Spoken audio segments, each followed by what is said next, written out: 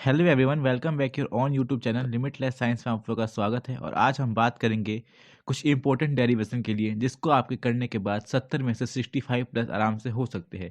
इसको आप ऐसे भी कह सकते हैं कि आपके बोर्ड 2023 के लिए इंपॉर्टेंट क्वेश्चंस है। तो सबसे पहले हम बात करते हैं अपने चैप्टर नंबर 1 जो कि इलेक्ट्रिक चार्ज एंड फील्ड है। उसका जो पहला क्वेश्चन आता है, electric field at an axial point of a dipole. दूसरा क्वेश्चन है electric field at an equatorial point of a dipole. और तीसरा क्वेश्चन है torque on a dipole in a uniform electric field.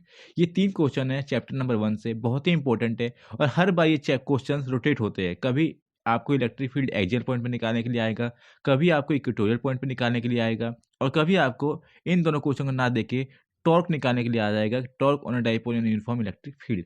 तो ये था आपके चैप्टर नंबर 1 के इंपॉर्टेंट डेरिवेशंस, आपको करके जाना है बोर्ड के लिए ताकि आप लोग आराम से क्वेश्चन को वहाँ पे सॉल्व कर पाए। उसके बाद हम बात करते हैं अपने चैप्टर नंबर 2 में, जो कि है इलेक्ट्रोस्टैटिक पोटेंशियल एंड कैपेसिटेंस। इसमें बहुत ही 5 इसमें इंपॉर्टेंट डेरिवेशंस है जो कि आपको मैं बारी-बारी बताता हूँ। पहला इंपॉर्टेंट है electric potential at an axial point of a dipole. दूसरा है electric potential at an equatorial point of dipole. तीसरा आपको आता है relation between electric field and potential. चौथा आता है आपके पास में capacitance of parallel plate capacitor. और पांचवा आता है आपको कॉम्बिनेशन ऑफ कैपेसिटर्स, सीरीज और पैरेलल में आपको कॉम्बिनेशन निकालने के लिए। तो ये भी जैसे ही आपके पहला चैप्टर में देखा था कि वहाँ पे इलेक्ट्रिक फील्ड निकालना था एक्सियल और इक्वेटोरियल पे, यहाँ पे आपको इलेक्ट्रिकल पोटेंशियल निकालना है एक्सियल और इक्वेटोरियल पे। उसके बाद आप लोगों को इलेक्ट्रिक फील्ड एंड पोटेंशियल के बीच में रिलेशन पता होना चाहिए, वो निकालने के लिए आएगा। और फिर उसके बाद आपको कैपेसिटेंस का आपको दे देगा पैरेलल प्लेट कैपेसिटर, आपको एक इसमें न्यूमेरिकल्स देखने को मिल सकता है। इसके बाद हम बात करते हैं अपने चैप्टर नंबर 3 यानी कि करंट इलेक्ट्रिसिटी में। इसमें सिर्फ 4 चीज़ इंपॉर्टेंट है। एक आपको ड्रिफ्ट वेलोसिटी निकालने के लिए दे देगा, चाहे न्यूमेरिकल्स दे और चाहे आपको इसमें डेरिवेशन दे। उसके बाद इसमें आएगा आपके पास combination of cell in series and parallel. आपको सीरीज और पैरेलल में सेल दिए होंगे, उसके ऊपर आपको न्यूमेरिकल्स आएगा। फिर इसमें इंपॉर्टेंट है, बहुत ही ज़्यादा इंपॉर्टेंट है, व्हीट स्टोन ब्रिज, जो कि इस साल आ सकता है। उसके बाद आपके पास एक न्यूमेरिकल्स आ सकता है किरचॉफ्स लॉ के लिए। तो ये था आपके पास चैप्टर नंबर 3 में इंपॉर्टेंट्स कुछ क्वेश्चन। उसके बाद हम बात करते हैं चैप्टर नंबर 4 यानी कि मूविंग चार्ज एंड मैग्नेटिज्म की। तो जिसमें पहला पॉइंट है आपके पास magnetic field due to a long straight current carrying wire, current carrying conductor wire. ये आपका पहला एक डेरिवेशन है, ये इंपॉर्टेंट है। दूसरा डेरिवेशन आपके लिए magnetic field at a centre of circular current loop. Circular current loop में जो सेंटर पॉइंट है वहाँ पे कितनी मैग्नेटिक फील्ड निकालनी है, वो इंपॉर्टेंट है आपके लिए। तीसरा आपके लिए magnetic field inside a straight solenoid toroidal solenoid, ये भी बहुत ज़्यादा इंपॉर्टेंट है। चौथा आपके पास में motion of a charge particles in a uniform magnetic field. एक आपको यूनिफॉर्म मैग्नेटिक फील्ड है, उसमें मोशन ऑफ चार्ज पार्टिकल निकालना है आपको, ये भी बहुत ज़्यादा इंपॉर्टेंट है। पाँचवा है आप लोगों के लिए force between two parallel current carrying wire. दोनों के बीच में दो पैरेलल करंट कैरिंग वायर है, उनके बीच का आपको फोर्स निकालना है। तो ये भी आपके लिए बहुत ही ज़्यादा इंपॉर्टेंट है। ये 5 डेरिवेशन है आपके चैप्टर नंबर 4 में, बहुत ही ज़्यादा इंपॉर्टेंट है। इसमें से कोई भी 1 या 2 आपके लिए आ सकते हैं। अब हम बात करते हैं अपने चैप्टर नंबर 5 में, जो कि है आपका magnetism and matter. Magnetism matter बहुत ही छोटा चैप्टर है और इसमें ज़्यादा क्वेश्चंस नहीं आते, आ भी सकते हो नहीं भी आ सकते, लेकिन हम इनको छोड़ कर नहीं चलेंगे क्योंकि हमें 70 में से 65 नंबर लाने हैं। तो पहला जो इंपॉर्टेंट है इसमें यह है potential energy of a magnetic dipole. Magnetic dipole का पोटेंशियल एनर्जी निकालना है। दूसरा क्वेश्चन आपके पास यहाँ बन सकता है relation between magnetic permeability and magnetic susceptibility. आपके पास 2 क्वेश्चन बन सकते हैं यहाँ पे, relation between magnetic permeability and magnetic susceptibility. तो ये आपके पास 2 क्वेश्चन इंपॉर्टेंट है चैप्टर नंबर 5 में। इसके बाद हम बात करते हैं अपने चैप्टर नंबर 6 यानी कि इलेक्ट्रोमैग्नेटिक इंडक्शन। तो जो इलेक्ट्रोमैग्नेटिक इंडक्शन है, ये भी छोटा चैप्टर है लेकिन बहुत ही इंपॉर्टेंट है और बहुत ही स्कोरिंग चैप्टर है। अगर आप लोग छोटा चैप्टर है, इसमें अगर आप लोग कर लेते हैं तो यहाँ से आप लोग के नंबर आराम से मिल सकते हैं। तो देखिए इसमें पहला क्वेश्चन आता है आपके पास, induce EMF by changing relative orientation of a coil and the magnetic field. आपको इंड्यूस ईएमएफ निकालना है, आपके मैग्नेटिक फील्ड और कॉइल चेंज हो रहा है तब। फिर दूसरा आप क्या है, self induction of a long solenoid. Self induction निकालने वाला क्वेश्चन है। तीसरा क्वेश्चन आपके पास में म्यूचुअल इंडक्शन निकालना है, आपको 2 सोलेनोइड दिए, उसके बीच का आपको म्यूचुअल इंडक्शन निकालना है। उसके बाद हम इसमें बात करते हैं अपने चैप्टर नंबर 7 यानी कि अल्टरनेटिंग करंट की। तो ये बहुत ही बड़ा चैप्टर है और बहुत ही स्कोरिंग चैप्टर है। अगर आप लोग क्वेश्चन आता है एक इसमें आपको क्वेश्चन आता है ना, तो आप आराम से सब चीज़ निकाल सकते हैं। पहला आता है आपके पास में root mean square RMS value निकालने के लिए। फिर आता है वर्चुअल वैल्यू ऑफ एसी। आपको root mean square RMS value पता है तो आप लोग आराम से क्वेश्चन को कर सकते हैं। दूसरा क्वेश्चन आता है आपके पास में alternating current circuit containing only अ रेसिस्टर इंडक्टर और कैपेसिटर। आप लोग अगर एलसीआर अगर आपके पास एलसीआर की डेरिवेशन आती है तो आप लोग कैसे एलसीआर की डेरिवेशन करेंगे, वो इसका स्टार्टिंग पॉइंट है। आपको रेसिस्टर दिया होगा, इंडक्टर दिया होगा, कैपेसिटर दिया होगा, उसके हिसाब से आपको क्या करना होगा, डेरिवेशन करना होगा। तीसरा आता है आपके पास में AC circuit with resistance and inductor in a series. आपको रेसिस्टेंस और इंडक्टेंस सीरीज में दिया होगा, उसका डेरिवेशन करना होगा। चौथा है आपके पास में resistance and capacitor in series. Resistance और कैपेसिटर सीरीज में होगा, उसका आपको क्या करना होगा, डेरिवेशन करना होगा। इसके बाद जो इसमें पांचवा आता है वो है series LCR circuit. LCR circuit का एक डेरिवेशन है, वो आपको सिंपली दिया होगा, वो आपको करना होगा। छठा पॉइंट है इसमें resonance condition of a series LCR circuit. LCR circuit की रेजोनेंस कंडीशन कौन सी है, उसको आपको निकालना होगा। सातवां है इसमें power in AC circuit. AC circuit की पावर निकालनी है। आठवां है आपके पास में average power associated with a pure resistance, pure inductor, pure capacitor. जब प्योर इंडक्टर, प्योर रेसिस्टेंस और प्योर कैपेसिटर है, उसका एवरेज पावर कितना होगा, वो निकालने के लिए आपको आ सकता है। और नौवां है आपके पास में एसी जनरेटर। इसमें आप क्या करेंगे, पहले आप पढ़ेंगे इसमें वर्किंग, फिर कंस्ट्रक्शंस, और फिर इसके बाद प्रिंसिपल क्या है, ये आपको 3 इसमें आना चाहिए एसी जनरेटर का। प्रिंसिपल, वर्किंग और कंस्ट्रक्शन, ये मेन है और 5 नंबर में आ सकता है। अब हम बात करते हैं अपने चैप्टर नंबर 8 यानी कि इलेक्ट्रोमैग्नेटिक वेव में।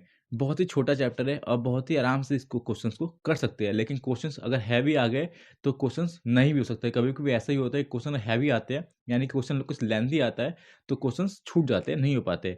तो इसके बीच में इतना पढ़ना नहीं है क्योंकि चैप्टर छोटा है। जो मेन पॉइंट है आप लोग वो पढ़ सकते हैं।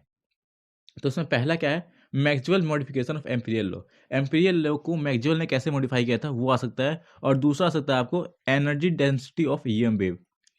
इलेक्ट्रोमैग्नेटिक वेव की एनर्जी डेंसिटी बहुत ही ज़्यादा खास इंपॉर्टेंट है और बहुत ही इंपॉर्टेंट है। ये आ सकता है हर साल, हर एक दो या 2 साल के बाद ये क्वेश्चन को रिपीट होता है और आता ही आता है। इसके बाद हम बात करते हैं चैप्टर नंबर 9 रे ऑप्टिक्स। बहुत ही ज़्यादा बड़ा चैप्टर है और बहुत ही लेंथी चैप्टर है। अगर आप कुछ करना चाहते हैं तो कर सकते हैं, अगर छोड़ना चाहते हैं तो छोड़ भी सकते हैं। लेकिन मैं कहता हूँ कि कुछ कुछ इंपॉर्टेंट है इसमें से, वो जरूर करके जाए, क्योंकि बड़ा है तो इतना तो हो नहीं पाएगा। लेकिन इसमें एक दो पॉइंट मैं आपको बताऊंगा जो कि बहुत ही इंपॉर्टेंट है, वो आप लोग जरूर करके जाए। तो इसमें पहला देखते हैं हम, relation between critical angle and refractive index. यही बहुत ज़्यादा इंपॉर्टेंट है, दोनों के बीच में आपको रिलेशन पता होना चाहिए, क्या रिलेशन होता है। दूसरा पॉइंट है refraction of a convex spherical surface. ये आप लोग एक लिए एक पल के लिए छोड़ सकते हैं, refraction at a convex spherical surface को। अगर हम इसके बात करते हैं, इसके बाद अगर हम बात करते हैं तो आपके पास जो इंपॉर्टेंट है वो है refraction formula on spherical surface. ये आपके लिए इंपॉर्टेंट होना चाहिए।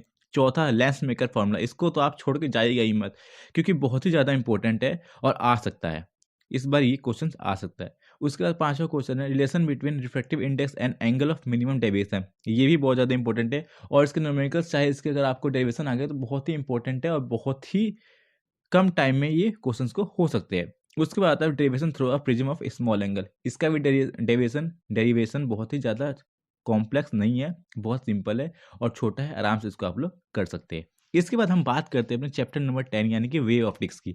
अगर वेव ऑप्टिक्स में बात करें तो 5 पॉइंट है और पाँचों के पाँच आपको क्लियर होने चाहिए अगर इसमें आप लोग नंबर लेना चाहते हैं, क्योंकि इसमें कोई भी सिंपल नहीं है और कोई भी कॉम्प्लेक्स नहीं है। ये सब के सब मीडियम लेवल के हैं और आप लोग इसको आराम से कर सकते हैं। इसमें आपको निकालने का आएगा कि वेव थ्योरी की बेसिस पे रिफ्लेक्शन निकालने के लिए, वेव थ्योरी की बेसिस पे रिफ्लेक्शन निकालने के लिए, फिर कभी कभी आपका आता है expression of intensity at any point in the interference pattern. आप कोई भी इंटरफेरेंस पैटर्न दे देगा और आपको बोलेगा इस पॉइंट पे बताओ इंटेंसिटी कितनी है, तो आपका उसका एक्सप्रेशन निकालने के लिए आपको आ सकता है। फिर चौथा पॉइंट है आपके पास कंस्ट्रक्टिव इंटरफेरेंस, जहाँ पे मैक्सिमा है, डिस्ट्रक्टिव इंटरफेरेंस जहाँ पे मिनिमा। आप लोगों ने चैप्टर पढ़ा तो आपको पता होगा कि मैक्सिमा और मिनिमा कहाँ पे है, कंस्ट्रक्टिव किसको कहते हैं और डिस्ट्रक्टिव किसको कहते हैं। तो आप लोगों के लिए इसका डेरिवेशन बहुत ही ज़्यादा इंपॉर्टेंट है। इसके बाद हम चलते हैं अपने चैप्टर नंबर 11 यानी कि dual nature of radiation and matter पे। अगर हम बात करें यहाँ से तो यहाँ से आप लोगों का मॉडर्न फिजिक्स स्टार्ट हो जाता है और ये तो मॉडर्न फिजिक्स बहुत ही स्कोरिंग और बहुत ही सिंपल चैप्टर्स आते हैं। यहाँ पे ज़्यादा स्कोरिंग हो सकते हैं और सिंपल चैप्टर्स भी हो सकते हैं। अगर मान लीजिए ये 16-17 नंबर का अगर पूरा यूनिट है तो आप आराम से इसमें से 14-15 नंबर ले सकते हैं। तो चलिए हम बात करते हैं अपने chapter number 11 dual nature of radiation and matter का। पहला जो इंपॉर्टेंट डेरिवेशन वो आपको आना चाहिए, Einstein theory of photo electric effect. आपको 2-3 इसके जो इंपॉर्टेंट पॉइंट है वो आपको पता होना चाहिए, उससे क्वेश्चंस आ सकते हैं। दूसरा क्वेश्चन आपके पास dual nature of matter, de Broglie wave. De Broglie wave आपको जो इसका एक्सप्रेशन है आपको पता होना चाहिए। De Broglie wavelength of an electron, de Broglie electron की वेवलेंथ कितनी होती है वो पता होना चाहिए और उसका जो डेरिवेशन होता है आपको वो पता होना चाहिए। और इस पे आप लोग न्यूमेरिकल्स भी 1-2 सॉल्व कर दीजिए, ताकि जो न्यूमेरिकल्स आए तो आप लोग आराम से क्वेश्चन में सॉल्व कर पाए। इसके बाद हम चलते हैं अपने चैप्टर नंबर 12 एटम। एटम बहुत ही छोटा चैप्टर है और बहुत ही इंपॉर्टेंट और बहुत ही स्कोरिंग चैप्टर है। इसमें पहला आता है board theory of hydrogen atom, radii और परमिटेड ऑर्बिटेड। जो बोर्ड ने थ्योरी दी थी हाइड्रोजन एटम का, उसको आप लोग बहुत ही ज़्यादा इंपॉर्टेंट है और आपको पढ़ के जाना होगा अपने बोर्ड के लिए।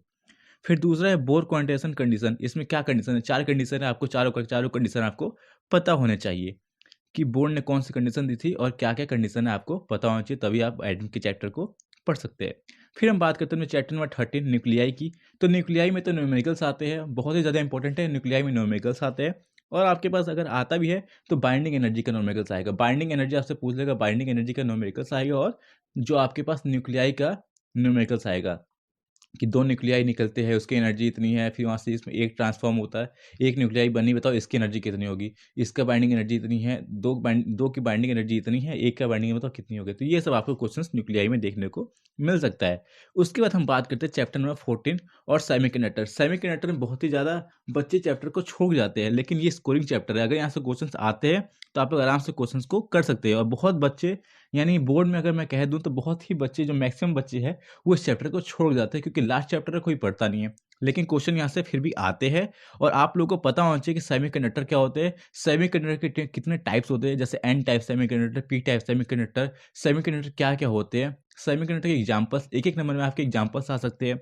फिर उसके बाद हम बात करते हैं अपना लास्ट टॉपिक, जो कि है लॉजिक गेट। लॉजिक गेट क्या होता है और इसमें क्या कहते हैं, एंड गेट क्या होता है, नॉर गेट क्या होता है, नैंड गेट क्या होता है, ये सब आपको आ सकता है। और उसका जो ट्रुथ टेबल है, ट्रुथ टेबल बनाने के लिए आपको आ सकता है। तो इसलिए ये टेबल बहुत ही ज़्यादा इंपॉर्टेंट है। और लॉजिक गेट तो आप छोड़ के जाइएगा ही नहीं, क्योंकि 5 नंबर का है और आपको 5 नंबर में क्वेश्चन आ सकता है ये। तो इसीलिए ये बहुत ही ज़्यादा इंपॉर्टेंट है। अगर आपको इसके लिए कोई रिगार्डिंग, अगर आपको कोई दिक्कत आती है तो आप कमेंट बॉक्स में बताएँ। मैं आपको इससे लॉजिक गेट आपको बनाना सिखा सकता हूँ और आपको मैं इसके लिए कुछ हिंट दे सकता हूँ कि आप कैसे लॉजिक गेट को समझ सकते हैं। अगर वीडियो आपको अच्छी लगी तो लाइक करें और चैनल में पहली बार आए हैं तो सब्सक्राइब करें। और जितना जितना ज़्यादा हो उतना शेयर करें अपने दोस्तों के साथ, ताकि उनको भी पता चले कि इंपॉर्टेंट डेरिवेशन क्या है बोर्ड के लिए, और वो भी अपने प्रिपरेशन को अच्छे से कर पाए। जब तक के लिए आप इस वीडियो को देखें और ज़्यादा से ज़्यादा शेयर करें। आई होप इस वीडियो को आप लोग अच्छा लगा होगा और आप लोगों को पसंद आया होगा। ऐसी वीडियो को देखने के लिए लाइक करें।